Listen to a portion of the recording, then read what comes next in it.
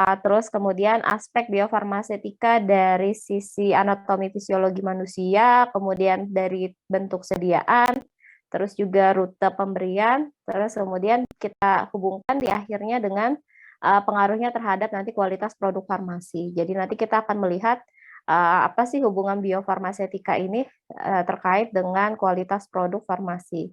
Kemudian nanti saya juga akan menyampaikan sedikit tentang materi biofarmasi sediaan obat yang diberikan melalui jalur parenteral gitu.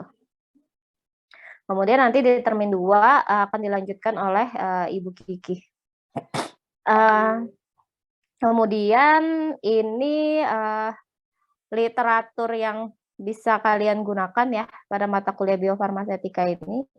Ya jadi kan biofarmasetika ini terkait erat sebenarnya dengan farmakokinetik. Mungkin kalian di minggu ini ya mungkin sudah masuk kali ya terkait mata kuliah farmakokinetik ya. Jadi nanti kita akan melihat apa sih beda dari biofarmasetika dan farmakokinetik. Kenapa ada istilah yang sama gitu antara ATME di biofarmasetika dan ATME di farmakokinetik. Nah ini adalah buku-bukunya ya. Jadi ini yang ada buku biofarmasi ya. Ada juga buku biofarmasetika dan farmakokinetik, Sargel ya, ini umum digunakan di farmakokinetik. Ada buku-buku handbook basic farmakokinetik, biopharmaceutical and clinical farmakokinetik ya. Gitu. Jadi ini buku-buku yang bisa kalian baca terkait dengan biofarmasetika. Ya, kemudian untuk kontrak kuliah ya di semester ini perkuliahan itu dilakukan sebanyak 18 kali pertemuan, di mana 16 kalinya itu adalah pertemuan tatap muka ya yang terbagi menjadi 8 pertemuan tatap muka teori di termin 1 dan 8 pertemuan tatap muka teori di termin 2. Kemudian ditambah 1 kali kuis dan 1 kali jadwal untuk ujian akhir semester. Ya, jadi ini sudah kalian tahu ya. Jadi kalau untuk kehadiran minimal 80% ya. Terus untuk mahasiswa yang mengulang, katanya ini sudah masuk atau belum, mahasiswa 2018 yang mengulang itu wajib mengikuti keseluruhan kegiatan perkuliahan selama 1 semester. Kemudian selanjutnya ini format penilaian ya. Jadi sedikit mengingatkan terkait format penilaian. Untuk perkuliahan ini ada afektif, tugas, dan kuis. Sebentar. Kemudian ini ya, ini kayaknya sudah hafal ya kalian ya terkait skala kualitatif terkait dengan penilaian. Ya, ini kontrak belajar ya, nanti bisa kalian baca sendiri, nanti saya kirimkan slide-nya. Ini saya mau masuk terkait dengan materi pengantar biofarmasetika.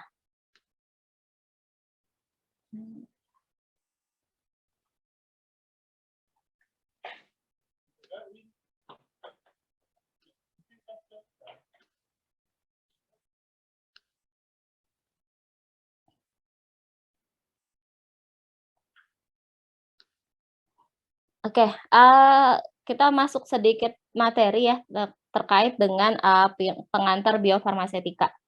Jadi apa itu biofarmasetika ya? Jadi kita mengartikan biofarmasetika itu mungkin secara secara katanya dulu ya. Jadi biofarmasetika itu antara gabungan biologi dan farmasetika.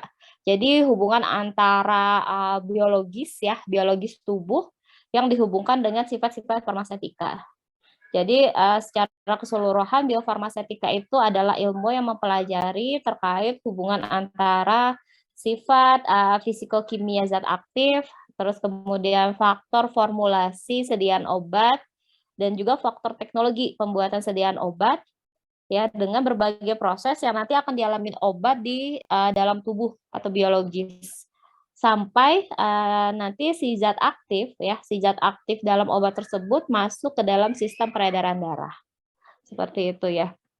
Jadi memang biofarmasetika ini lebih kepada kita mempelajari apa sih hubungannya nanti faktor-faktor farmasetika dari obat, dari sifat fisikokimia zat aktifnya, faktor formulasinya, faktor teknologinya, terhadap nanti proses yang nanti akan dialami obat di dalam tubuh.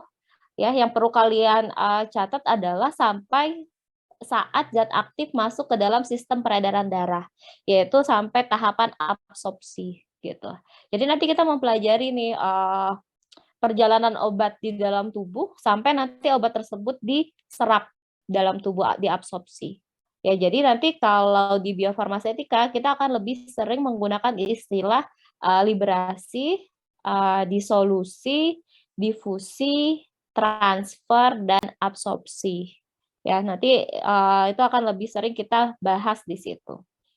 Kemudian terkait dengan farmasetika ya, jadi terkait sifat fisikokimia zat aktif ini itu berhubungan dengan seperti zat aktif itu kelarutannya seperti apa. Jadi kalau kalian biasanya di tekno atau di farmasetika itu kan sering sekali melihat di farmakope kita harus menulis terkait dengan pemberian, ya pemberian obat. Jadi obat itu yang hablur, terus kemudian kelarutannya bagaimana, terus kemudian sifat polimorfismenya gimana, struktur kristalnya seperti apa, ya itu akan berhubungan nanti dengan proses obat tersebut akan masuk ke dalam sistem peredaran darah di tubuh. Kemudian kalau faktor formulasi ini berhubungan dengan bahan-bahan, misalnya seperti bahan tambahan apa yang digunakan, misalnya seperti pada pembuatan sediaan padat, pada pembuatan tablet misalnya. Jadi ketika kita disintegran itu kan ada berbagai macam ya, banyak sekali jenis-jenisnya. Itu akan mempengaruhi jadi proses biofarmasetika nanti dari obat itu sendiri. Kemudian faktor teknologi ini terkait dengan misalnya pada proses pembuatan ini kecepatan pengadukan, terus kemudian pada pembuatan tablet misalnya kekuatan pengempaan, ya kekuatan pengempaan. Nah itu akan juga mempengaruhi ya, mempengaruhi proses yang akan dialami obat di dalam tubuh sampai nanti dia terabsorpsi seperti itu. Ya jadi memang yang harus kalian tahu memang perbedaan antara biofarmasetika dan farmakokinetik ini adalah biofarmasetika ini kita mempelajari terkait dengan proses obat itu dari kita gunakan sampai nanti dia terserap ya, terserap ke dalam tubuh ya, masuk ke dalam sistem peredaran darah. Itu adalah proses biofarmasetika. Sedangkan mungkin kalian sudah masuk ya pengantar farmakokinetik. Farmakokinetik itu adalah kinetika, kinetika kinetika obat di dalam tubuh ya. Kinetika obat beredar di dalam tubuh yang nanti akan kalian pelajari dari atmenya ya, absorpsi, distribusi, metabolisme dan ekskresi. Jadi ya belajar terkait dengan kinetika. Kinetika itu seperti apa sih? Misalnya berhubungan dengan berapa lama obat itu mencapai kadar maksimal, berapa lama obat itu mencapai kadar steady state, kemudian ya kinetikanya ya. Kalau di sini di biofarmasetika kita belajar terkait dengan proses. Bagaimana proses obat itu ya misalnya dari bentuk sediaan tablet, itu bagaimana nanti tablet itu bisa pecah, hancur, terus kemudian terlarut ya di dalam tempat penyerapannya ya, kemudian bagaimana caranya zat aktif ataupun zat-zat yang ada di dalam sediaan tablet itu bisa terserap di dalam tempat absorpsinya misalnya kayak di saluran cerna. Bagaimana caranya dia bisa terserap dari bentuk padat, kemudian kenapa bisa dia berubah jadi larutan ya, apa yang mempengaruhi di situ proses-prosesnya hingga dia nanti akan berpindah dari tempat penyerapan ke sistem peredaran darah. Nah, itu yang akan kita pelajari di biofarmasetika. Ya, jadi untuk tujuan mempelajari biofarmasetika ini kita dapat mempelajari tentang pengaturan penghantaran ya bahan aktif dari obat atau sediaan dalam menghasilkan efek terapi yang optimal dan aman bagi pasien. Jadi nanti dengan kita bisa mengetahui biofarmasetika, kita bisa membuat nih pengaturan sistem penghantaran yang terbaik untuk suatu zat aktif itu seperti apa sih?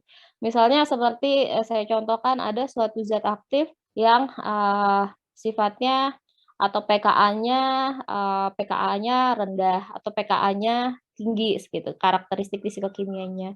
Kita bisa dari hal tersebut kita bisa tahu, dari proses biofarmaseutika bagaimana cara kita mengoptimalisasi zat tersebut untuk terserapnya maksimal seperti itu, ya. Terus kemudian, biofarmaseutika ini juga membantu kita dalam menyusun formulasi yang rasional, berdasarkan sifat fisika kimia dari bahan obat itu sendiri. Ya, nah ini bayangan ya, perjalanan obat di dalam tubuh. Jadi, untuk perjalanan obat di dalam tubuh itu, ada 3 fase yang kita pelajari ya. Jadi fase biofarmaseutik, kemudian fase farmakokinetika, kemudian yang terakhir di fase farmakodinamik ya. Jadi kalau kalian lihat di sini, sebenarnya perjalanan obat dalam tubuh itu yang kita, tandai dengan latme, liberasi, absorpsi, metabolisme, dan ekskresi. Di mana tahapan biofarmaseutika itu masuk di tahapan liberasi dan absorpsi. Absorpsi di sini yang dimaksudkan adalah proses penyerapan, zat aktif. Beda dengan farmakokinetik, memang di farmakokinetik juga mempelajari tentang absorpsi, tapi di farmakokinetik itu kita berbicara dengan kinetikanya. Kinetika di sini adalah bagaimana obat itu kecepatannya seberapa cepat sih dia diabsorpsi ya. Terus, kecepatannya bagaimana, terus kinetikanya seperti apa, ya, berhubungan nanti dengan, apa ya, dengan seperti rumusan-rumusan lah, perhitungan-perhitungan, perhitungan-perhitungan terkait kinetika. Nah, jadi fase biofarmaseutik ini adalah yang pertama adalah kontak atau penggunaan. Jadi kan, misalnya kalian makan obat, bentuknya gitu kan, kalian makan itu adalah kontak, kemudian bentuk farmaseutika hancur dan zat aktif melarut ya. Jadi ini adalah, tahapan, liberasi ya, tahapan liberasi, kemudian nanti di fase biofarmaseutika yang terakhir adalah zat aktif tersedia untuk diabsorpsi, gitu. Yaitu adalah, fase biofarmaseutik. Kemudian masuk ke dalam fase farmakokinetik ya, tadi saya sudah sampaikan, jadi ada absorpsi, distribusi, terus kemudian metabolisme ya, biotransformasi, kemudian ada ekskresi. Nanti zat aktif tersedia untuk memberikan efek, biologis ya. Jadi kalau farmakokinetik itu ya kita berhubungan dengan, apa ya, kadar obat di dalam tubuh gitu, kadar. Kemudian masuk ke fase farmakodinamik, ini berhubungan dengan efek farmakologis ya yang nanti ditentukan oleh, kadar obat di dalam tubuh. Apakah nanti efek farmakologisnya masuk ke efek klinis, dia masuk ke dalam rentang, MSC dan MTC ya, minimal minimal efek konsentrasi dan minimal, toxic concentration ya, ataupun dia masuk ke dalam efek toksik. Efek toksik ini biasanya, terjadi ketika, kadar obat di dalam tubuh itu melebihi, batas MTC, seperti itu. Ya itu sudah kalian pasti udah dapatkan di, farmakokinetik ya. Jadi di sini perlu saya tekankan kembali bahwa, fase biofarmaseutik itu adalah dari tahapan ketika kalian kontak penggunaan, bentuk farmaseutik ya, bentuk obat, sampai dengan obat tersebut atau zat aktif yang terkandung dalam obat tersebut, bagaimana, bentuk obat tablet itu bisa zat aktifnya nanti diserap, itu prosesnya bagaimana. Nah, jadi ibaratnya kalau saya contohkan misalnya, eee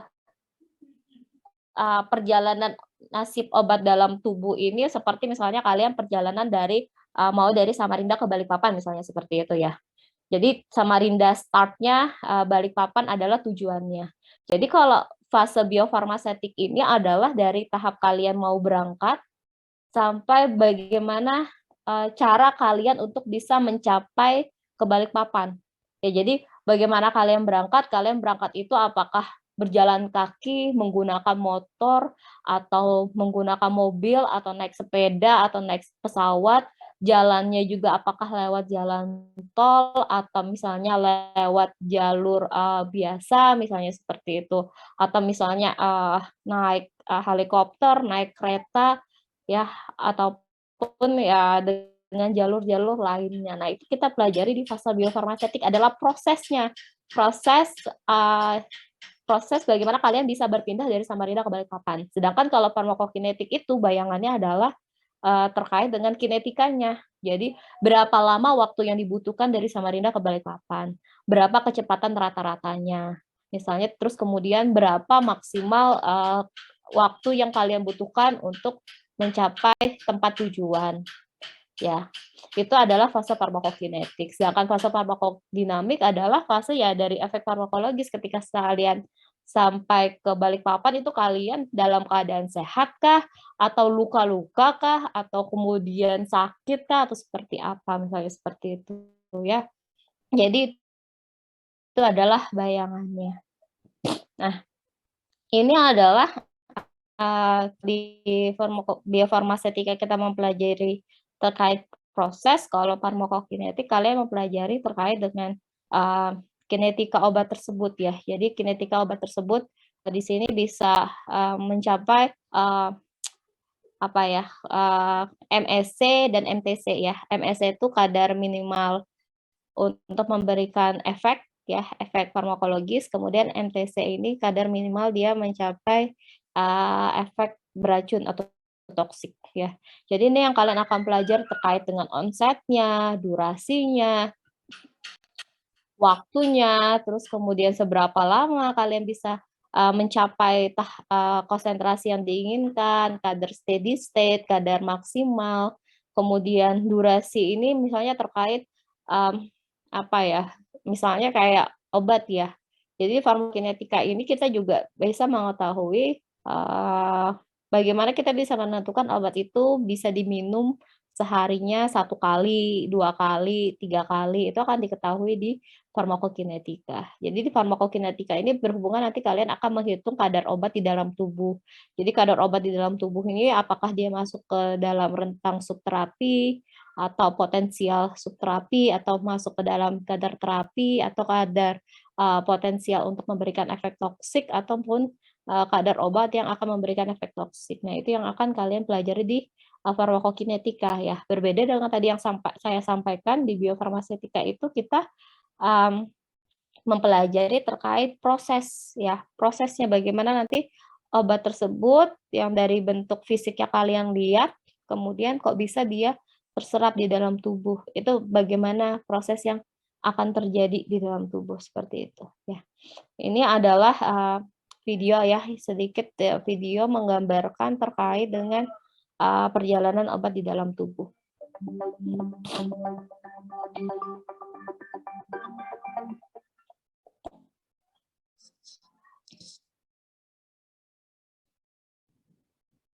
A drug is a chemical or biological substance that affects the body and its functions. Drug absorption is when a drug enters the bloodstream. The level of absorption can affect the speed and the quantity of the drug at the site of action. This is termed bioavailability.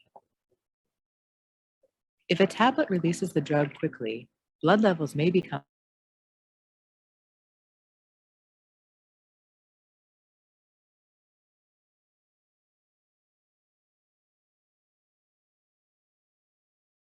levels of absorption and the person, such as pH levels in the stomach and its speed of emptying.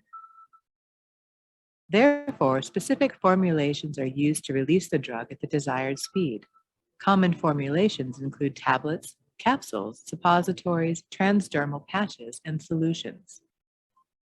Drug metabolism is the process by which the body breaks down drugs, which mainly occurs by means of enzymes located in the liver. Many factors, including intake of specific foods and other drugs, can increase or decrease the speed at which drugs are broken down, and thus determine their levels within the blood. A drug may be broken down to stop it from working. However, there are other drugs that need to be broken down or modified before they become active. These are known as prodrugs. Some drugs are directly eliminated from the body by the kidneys in urine. For this to happen, the drug must be water-soluble. Drugs that are not water-soluble may be metabolized by the liver or enzymes in the blood into breakdown products that can be eliminated in urine. Diseases that affect the liver or the kidneys can cause blood levels of a drug to increase.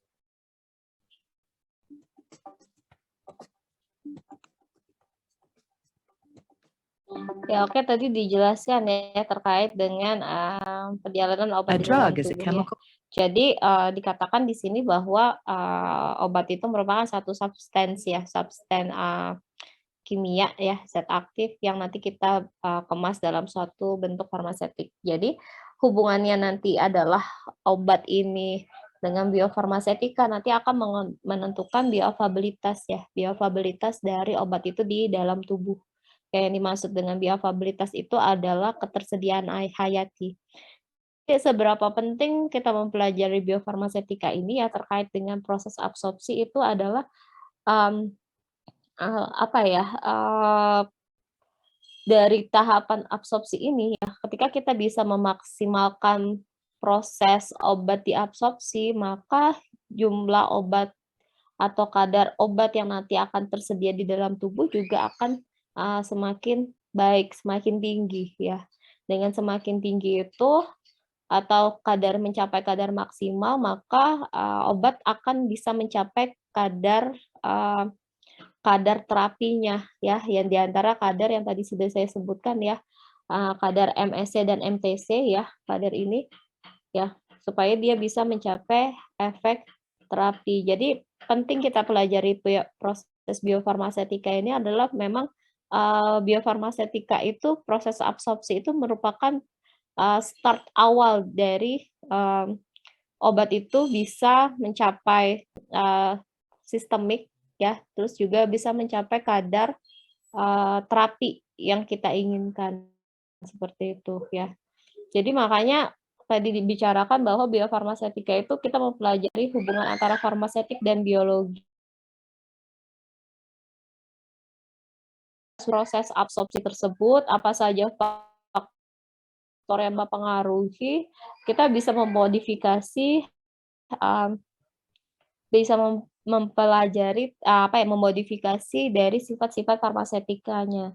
Ya, jadi kita bisa mengatur nih, oh kalau kita mau obat ini dengan sifat seperti ini, kita sebaiknya bikin dia dalam bentuk sediaan tablet, misalnya kita mau memberikan dia untuk oral ya, untuk sediaan tablet dengan menggunakan bahan penghancur tipenya seperti ini, terus dengan tujuan nanti kita mau obat itu lepasnya di bagian mana sih di dalam saluran cerna misalnya. Ya mau kita lepaskan di lambung, ya kita mau lepaskan di usus halus, atau kita mau targeting dia sampai ke bagian usus besar seperti itu. Jadi itu adalah bisa kita pelajari, kita ketahui dari proses biofarmasetika. Karena dengan kita bisa memaksimalkan proses absorpsi ya, absorpsi dari obat itu, maka kita bisa memaksimalkan kadar atau ketersediaan hayati bioavailabilitas obat di dalam tubuh ya. Dengan bioavailabilitasnya mencapai kadar optimum, maka efek terapi yang diberikan juga akan mencapai dengan efek optimum seperti itu.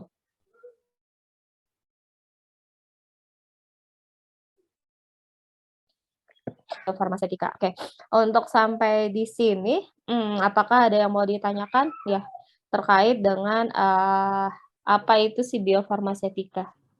Permisi Bu, izin bertanya. Ya. Apa perbedaan liberasi, disolusi, difusi, transfer dengan absorpsi? Oke.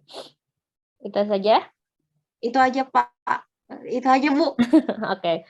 Jadi apa sih yang dimaksud dengan liberasi, disolusi, difusi, transfer, dan absorpsi ya? Jadi ini nanti sebenarnya akan lebih detail disampaikan di pertemuan selanjutnya. Jadi kalau liberasi ini adalah proses pelepasan.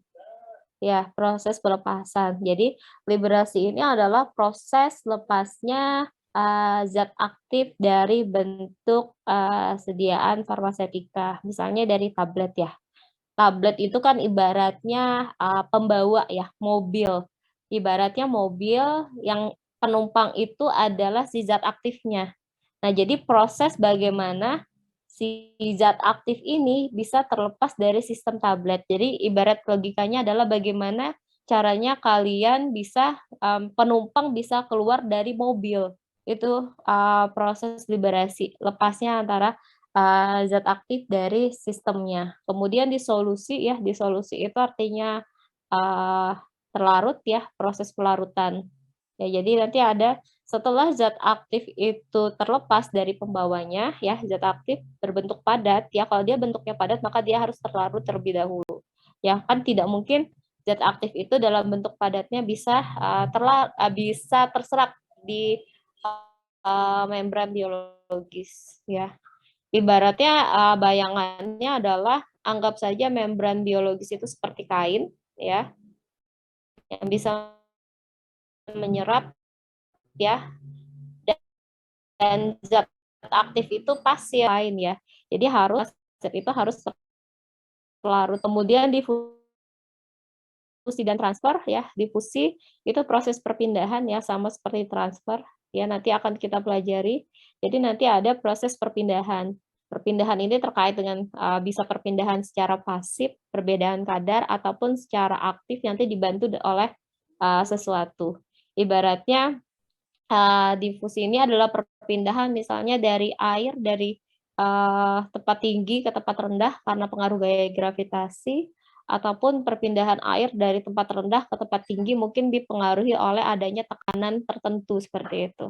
Ini adalah proses difusi dan transfer, itu proses perpindahan.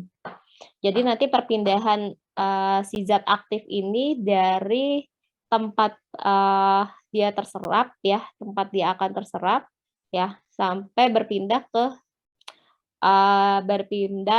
ke pembuluh darah seperti itu. Ya, kemudian proses absorpsi adalah proses penyerapannya. Ya, absorpsi ini proses penyerapan. Jadi nanti kita akan mempelajari nih. Jadi proses biologis yang dialami zat aktif ya, sampai dia bisa masuk ke dalam sistem peredaran darah ini terdiri dari liberasi, disolusi, difusi, absorpsi, atau dari proses pelepasan zat aktif dari pembawanya, proses pelarutan si zat aktif itu, terus proses perpindahan zat aktif ya, perpindahan dari tempat penyerapan sampai ke dalam sistem peredaran darah, dan proses penyerapannya. Ya, jadi ini akan kita pelajari bagaimana prosesnya, terus kemudian faktor-faktor apa yang mempengaruhi. Jadi faktor dari zat psikokimia zat aktifnya, faktor formulasi teknologinya, serta faktor dari anatomi fisiologis tubuh manusia. Ya, nanti kita akan pelajari, misalnya nanti kayak menarik nih ketika kalian mempelajari biofarmasi secara oral misalnya seperti itu. Ya, jadi biofarmasi secara oral itu kan ya kalian sudah terbayang ya sistem pencernaan tubuh seperti apa. Jadi kan bayangannya proses penyerapan obat ya, biofarmasetika obat itu kan kita harus mempelajari proses pencernaan. Jadi misalnya kayak terkait dengan anatomi fisiologis tubuh ya, misalnya apakah pemberian obat pada saat puasa itu mempengaruhi kadar pada saat perut kosong ya, puasa, dan setelah makan ada terisi makanan, itu mempengaruhi seberapa cepat obat tersebut terserap dan seberapa banyak dia bisa terserap. Kemudian juga dari misalnya faktor makanan. Makanan yang mengandung tinggi karbohidrat, protein, ataupun lemak, itu pengaruhnya di mana terhadap proses absorpsi. Apakah kamu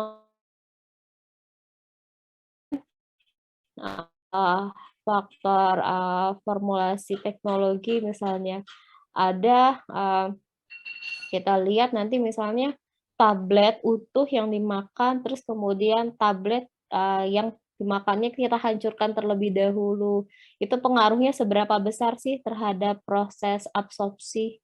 Terus kemudian misalnya kayak posisi ya, posisi kalian tidur ya, menghadap kanan, menghadap kiri, itu kan nanti akan berhubungan dengan posisi lambung ya, posisi lambung. Itu juga akan mempengaruhi seberapa cepat perpindahan obat dari lambung ke usus gitu. Jadi misalnya kalian berbaring sebelah kanan, berbaring sebelah kiri, mana yang kira-kira dapat menahan obat ya, suatu zat di dalam lambung lebih lama, seperti itu. Kemudian dalam posisi duduk, berdiri, kemudian misalnya juga ada posisi apa ya, ataupun juga ada seperti kalian, punya penyakit ya, penyakit terkait dengan asam lambung, terus kemudian, misalnya ada, penyakit terkait dengan masalah hipermotilitas usus ya, itu bagaimana pengaruhnya dengan proses absorpsi? Ya itu terkait dengan, faktor biologis ya, faktor biologis ini banyak sekali ya yang akan kita bahas, ya. Kemudian terkait dengan banyaknya perfusi darah ya, tersedianya pembuluh darah ya. Jadi kan kalian kan tahu ya ada sediaan oral, tablet itu, yang diberikan melalui sublingual. Kenapa tablet itu diberikan secara sublingual, kenapa ada di bukal gitu, itu terkait dengan perfusi darah seperti apa.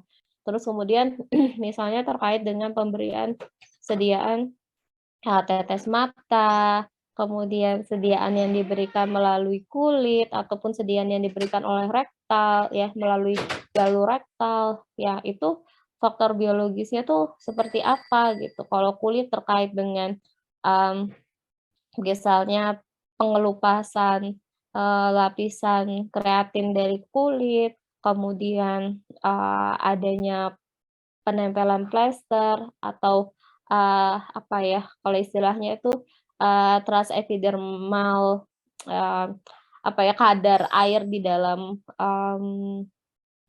dalam lapisan epidermis ya, itu bagaimana pengaruhnya ya. Jadi itu yang akan, kita pelajari di proses absorpsi. Jadi nanti selain proses, kita juga berbicara terkait dengan faktor-faktornya yang mempengaruhi, ya dari, faktor, farmasetika ya, sifat fisikokimia, formulasi, teknologi, serta faktor biologi ya. Nanti kita lihat hingga dia nanti zat aktif masuk ke dalam sistem peredaran darah dan melalui proses yang namanya liberasi, pelepasan, disolusi, pelarutan, difusi, transfer itu perpindahan, dan absorpsi itu, penyerapan, seperti itu ya. Yang harus kalian, tandai nih, satu istilah baru ya kayak liberasi ini jangan sampai, salah gitu ya. Karena pernah kejadian di beberapa angkatan itu, eee, ditekankan liberasi, tetapi ketika ujian itu dipelesetkan jadi, liberalisme ya, seperti paham-paham politik seperti itu terkecoh gitu. Ya kalau istilah disolusi, difusi, transfer, absorpsi kan itu sudah umum kalian dengar, apalagi mungkin di pelajaran, biologi ya, di biologi sel kan udah sering sekali itu dipelajari. Ya oke, ada lagi yang mau ditanyakan?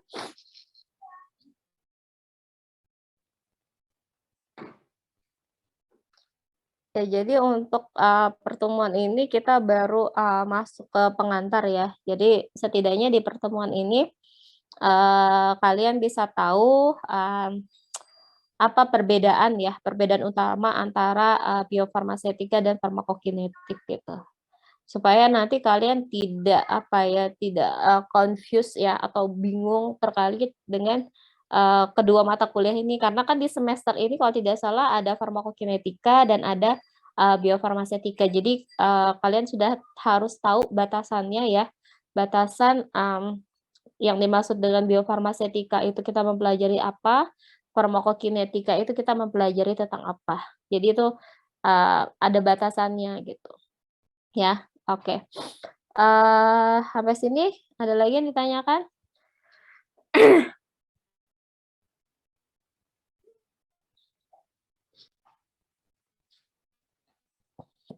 Sudah cukup jelas ya? Jadi, eee, target saya untuk yang pertemuan kali ini adalah kalian bisa tahu ya, itu beda antara farmasetika dan, biofarmasetika ya, biofarmasi dan farmakokinetik ya. Jadi cukup diingat dari biofarmasetika itu hubungan, eee, faktor farmasetika ya terkait zat aktif, formulasi, dan teknologi terhadap proses, yang akan dialami zat aktif di dalam tubuh sampai dia terserap ya, masuk ke dalam sistem peredaran darah. Itu batasannya adalah sampai proses absorpsi. Ya, sedangkan kalau farmakokinetik adalah dari, kinetika obat yang masuk ke dalam tubuh. Nah, kinetika itu Nanti berbicara terkait dengan kecepatan absorpsi, konstanta absorpsi, kadar obat di dalam tubuh, kecepatan eliminasi, terus kemudian kadar maksimum, kadar minimum, T setengah waktu eliminasi, terus kemudian T90, terus kemudian kadar tunak seperti itu,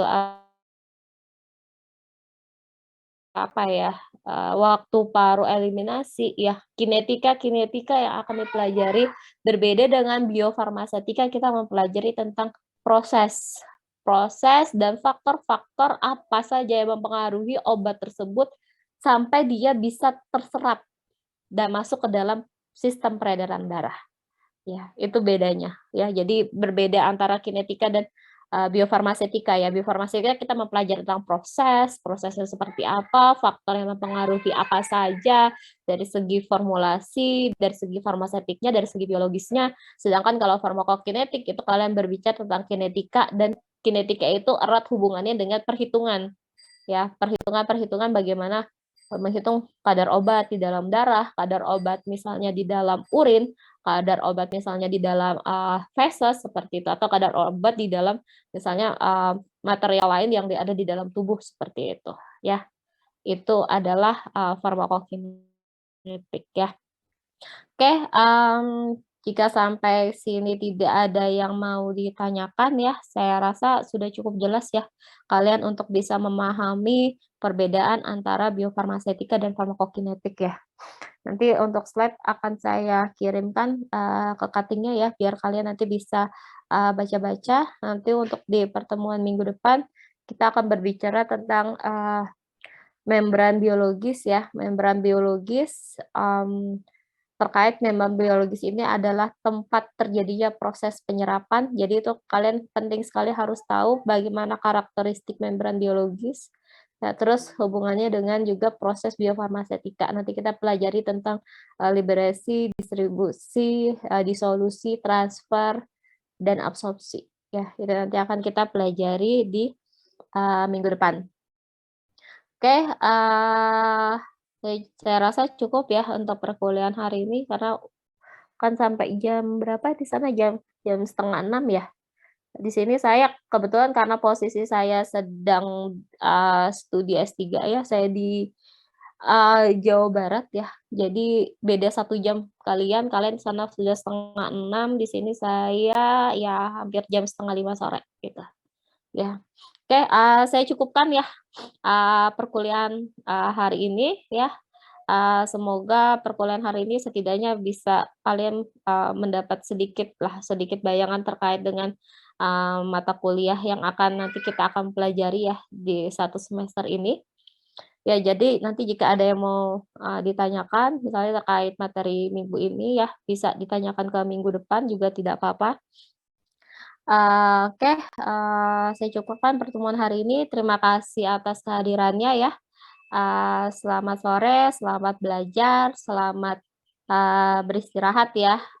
Tetap semangat ya, karena ini awal semester ya, harusnya kalian masih semangat, ibaratnya semua dimulai dari nol lagi di semester ini ya. Jadi untuk yang terjadi di semester lalu terkait mungkin nilai kalian yang terjadi nilai kalian yang jelek atau seperti apa gitu. Jadi cukup kalian simpan itu di semester lalu, perbaiki di semester ini ya. Misalnya ada yang mau mungkin mengejar IPK ataupun juga